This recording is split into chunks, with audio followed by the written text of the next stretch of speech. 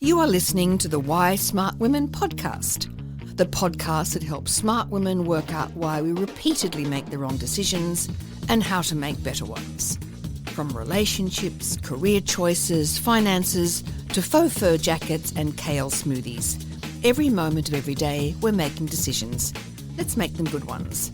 I'm your host, Annie McCubbin, and as a woman of a certain age, I've made my own share of really bad decisions. Not my husband. I don't mean him, though. I did go through some shockers to find him. And I wish this podcast had been around to save me from myself. This podcast will give you insights into the working of your own brain, which will blow your mind. I acknowledge the traditional owners of the land on which I'm recording and you are listening on this day. Always was, always will be, Aboriginal land. Well, hello, smart women. If any of you had been listening to the audiobook of Why Smart Women Make Bad Decisions and How Critical Thinking Can Protect Them, which we have played over about the last 10 weeks, you might like to tune in to the next 15 weeks and listen to the audio recording of my second book, which is Why Smart Women Buy the Lies and How Critical Thinking Reveals the Truth. So this is a continuation of the hapless character Kat, how she identifies the flaws in her thinking and finally makes better decisions. If you find yourself tuning in and you are perhaps in episode 3 or episode 4, by all means, go back to episode 1 and follow the narrative because it has a very strong narrative arc. So, relax, kick back, get yourself a cup of tea or a glass of wine and listen to the audio version of Why Smart Women Buy the Lies and How Critical Thinking Reveals the Truth. See you soon. Bye. Chapter 15, The Thermos. 1 month after Charlotte's sudden disappearance, you are sitting on one of the benches in the community garden, drinking tea from Mrs. Kovačic's thermos. Mrs. Yee is sitting next to Mrs. Kovačic, who is giving her a blow-by-blow description of Charlotte's deceit. "Oh, no," says Mrs. Yee. "Really? Oh, no. I knew right from the start." Mrs. Kovačic concludes. "She did not fool me for 1 second, that Charlotte. Poor cat. She lost money big time." Yep, you think to yourself, we just keep reconstructing our reality in the retelling. The days are getting longer. The air is warmer. Will and Mr. Kovačic are pulling up turnips. "I don't know why we grow these," says Mr. Kovačic. "It means Mrs. Kovačic makes the soup and we have to eat it." "Stop complaining," says Mrs. Kovačic. "I put extra chili in it. Drink this." She hands Mr. Kovačic a cup of tea. "Hey, Will, did you know that the thermos is greatest invention of all time?" "No," says Will. Think about it. If you put in a cold drink, the thermos keep it cold. If you put in a hot drink, it keep it hot, yeah?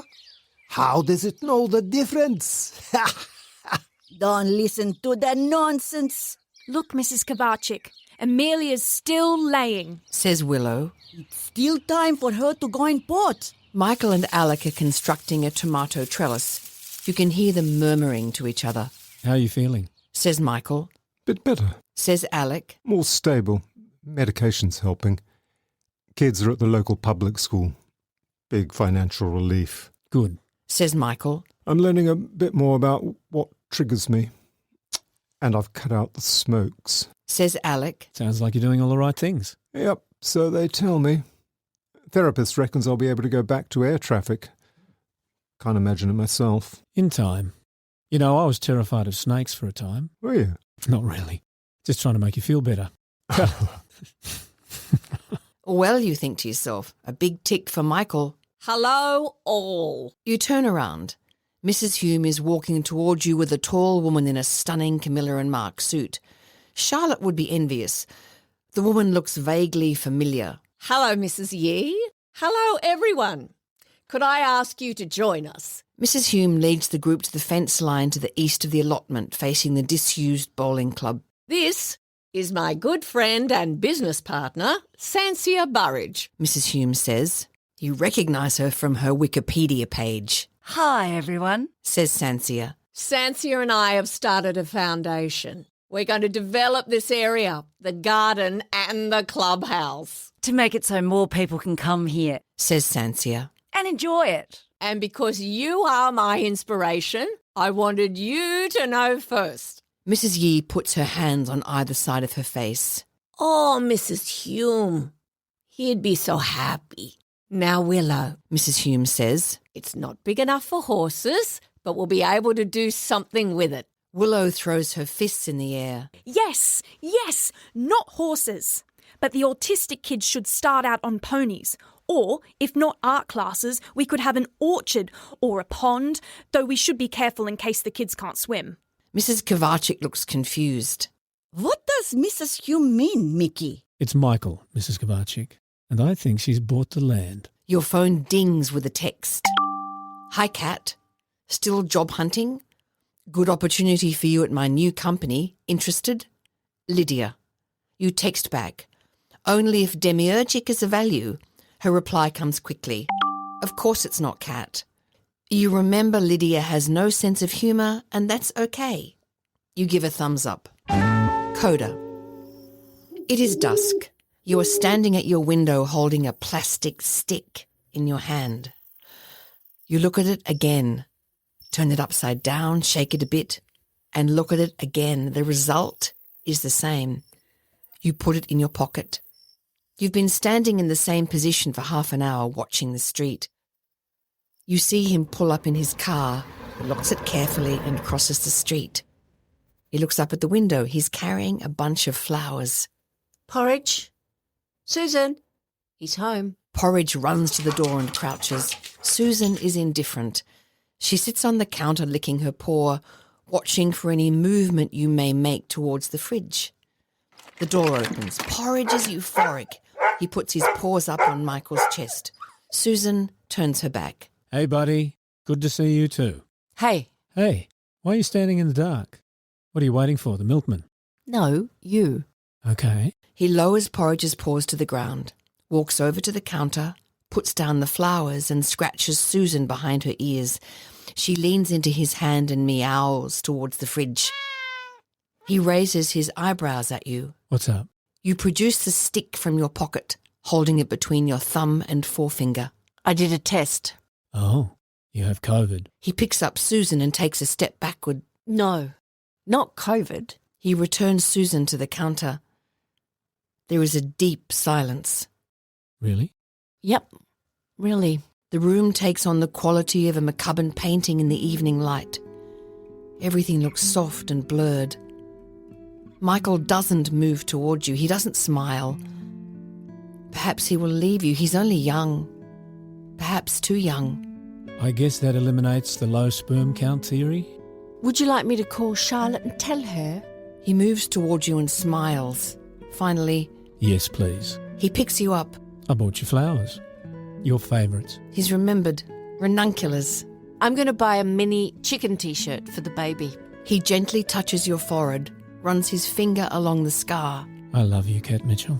He says, and somewhere deep inside you, far away from any thoughts you have about people and lies and neighbours, you know it to be true. You remember the goal-setting session at the gym and how you'd written down, decide if Michael is the one. Now you know, and you are happy.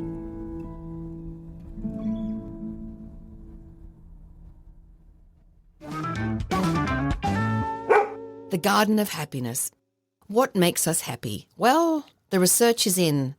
There are two kinds of happiness. One is hedonic. It's the avoidance of pain and attainment of pleasure. The other is eudaimonic. It's about living a purposeful and worthwhile life, self-actualizing or achieving by being true to your nature or potential. The floods and bushfires we've experienced in Australia have brought us right up against our physical and emotional limits, but the sense of community pulling together was inspiring. During this time, people involved in the crisis reported feeling exhausted but highly satisfied. Their immediate lives had purpose to feed and house people who'd lost everything. Energy comes from the perception that what we're doing is meaningful.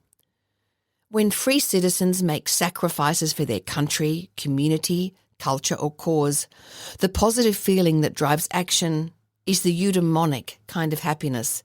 The deeply fulfilling experience encourages people to take action that risks pain and forgoes pleasure. People need people. History puts it beyond doubt. We are indeed stronger together. Science provides a compass. Evolution has given us a bias that keeps us connected. Warm connections with other people, connections that feel caring and encouraging, increase our sense of well-being. Health outcomes are also influenced by these warm connections. Note, I said influenced. I'm not saying warm connections negate the need for modern medicine to help you stay well. This doesn't mean you need a primary partner to provide you with the connection that makes you happy. It can be any person you connect with who genuinely wishes you well. The barista at the coffee shop who knows you have an extra hot medium latte and asks how your holiday was. The trainer at the gym who knows your name and that your knee's dodgy. The friend you can ring at 2 a.m. because you're home alone and there's a spider in your bedroom.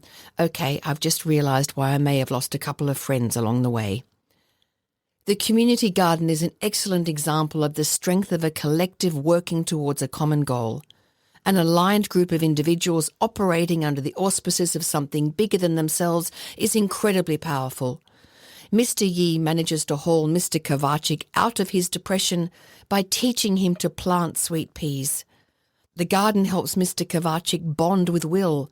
It gives Mrs. Yi a way to commemorate Mr. Yi. It gives Mrs. Hume an opportunity to create her legacy. It gives Willow inspiration to dream about helping autistic kids. It gives Michael a space to talk to Alec about his PTSD. It helps Kat connect with her community, which is, at the end of the day, her saving grace. By the way, I'm sure there are community garden groups that have descended into rancor and disarray, but please don't email me about them. My little community garden I have built in this book is perfect. It is possible to connect to people who care and can be trusted in a community garden or in any social enterprise that operates according to some common principles. Care and trust can be found in a sporting team, amateur dramatic society, community choir or gym.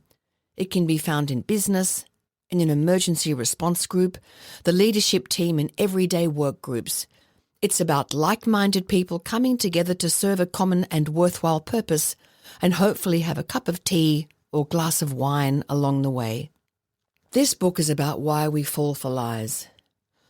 A strong community of people who are not afraid to challenge us as much as they care for us is the best defence against those who would seek to do us harm. Lie detection. Safety in numbers. If you're making an important decision before you act, talk to the people you trust. Share the story. Don't wait for the next Charlotte to appear on the horizon before you invest in warm connections with people you can trust. End of chapter 15.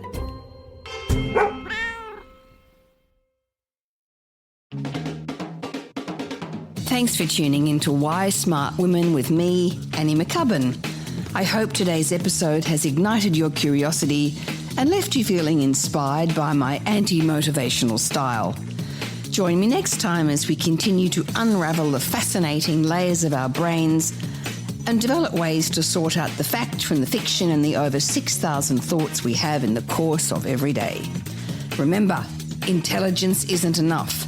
You can be as smart as paint, but it's not just about what you know, it's about how you think. And in all this talk of whether or not you can trust your gut, if you ever feel unsafe, whether it's in the street, at work, in a car park, in a bar, or in your own home, please respect that gut feeling. Staying safe needs to be our primary objective. We can build better lives, but we have to stay safe to do that. And don't forget to subscribe, rate and review the podcast and share it with your fellow smart women and allies. Together, we're hopefully reshaping the narrative around women and making better decisions. So until next time, stay sharp, stay savvy, and keep your critical thinking hat shiny. This is Annie McCubbin signing off from Why Smart Women. See you later. This episode was produced by Harrison Hess. It was executive produced and written by me, Annie McCubbin.